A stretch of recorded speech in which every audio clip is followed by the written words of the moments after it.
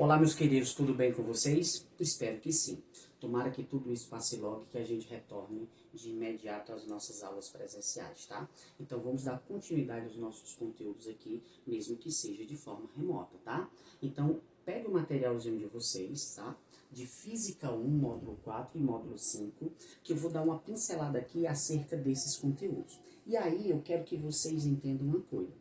Todos esses conteúdos aqui a gente já viu em módulos anteriores, tá? Então vamos ver quais são as características principais para entender isso aqui. Vamos lá.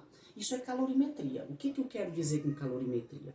É o estudo onde eu vou mensurar o calor. Ou seja, eu vou fazer com que eu possa calcular, com que eu possa medir esse calor de um determinado corpo, de uma certa quantidade de massa.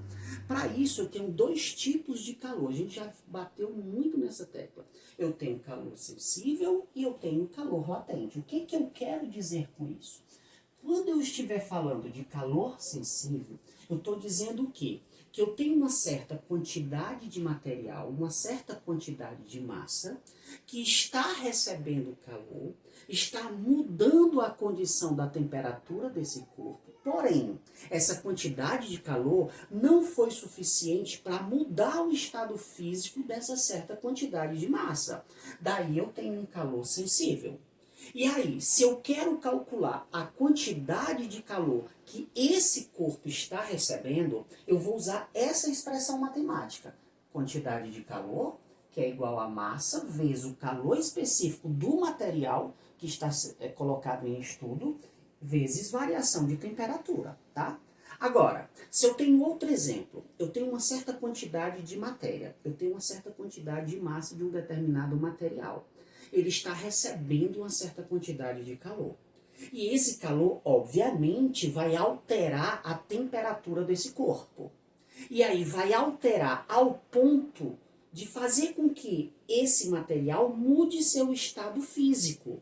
Daí eu já tenho um calor latente. Esse calor latente, ele é capaz, é aquele calor que tem, ou seja, que recebeu, o corpo recebeu aquela certa quantidade de calor e foi suficiente para mudar seu estado físico. Se eu quero calcular a quantidade de calor recebida por esse corpo, eu vou usar essa expressão.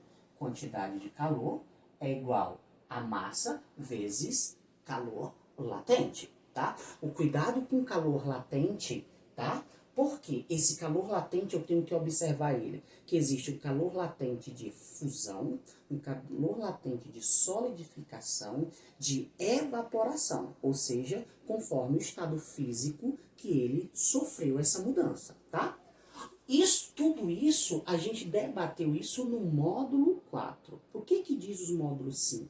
Ele fala sobre os estados físicos da matéria. Ele fala sobre a condição da temperatura no determinado corpo. O que eu quero falar sobre isso?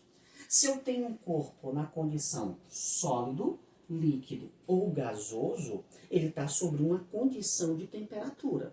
Se esse corpo ele recebe calor, ele recebe energia e altera o estado de agitação média das moléculas desse corpo, a tendência é que ele mude de estado físico. Daí eu tenho os processos, a gente já viu muito sobre isso.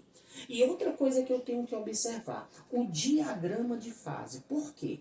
Porque um corpo, ele modifica seus estados físicos também observando a pressão, tá? Então, meus queridos, quero que vocês realizem as atividades. Desculpa, gente. Realize as atividades, tá? Que tá tanto no módulo 4 e no módulo 5, levando em consideração esses estudos que já foi muito debatido em módulos anteriores, tá? Qualquer dúvida que vocês tenham, pode, obviamente, me mandar via e-mail, tá? Então, só dando uma recapitulada, não esqueçam isso.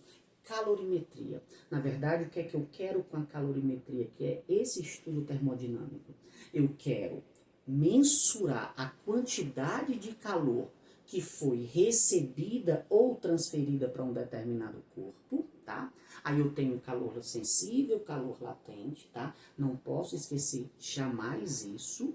Não posso esquecer a condição do que se é a temperatura diante das mudanças de estados físicos, sólido, líquido e gasoso, e também o nosso diagrama de fase.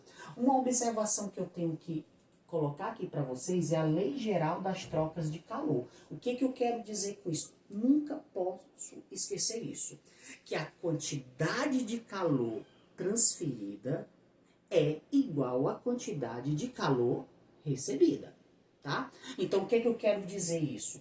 Que a soma das quantidades de calor, obviamente, ela sempre vai ter uma energia nula, tá bom, meus queridos? Então, espero que vocês desenvolvam essas atividades com calma, né? Vou lendo as questões de forma toda a problemática que a questão está me pedindo, observa quais as expressões que eu vou utilizar, os conceitos, analisam, depois daí eu vou resolver essas questões, tá bom? Então, muito obrigado por essa atenção que vocês estão tendo agora e beijo no coração de todos, tá?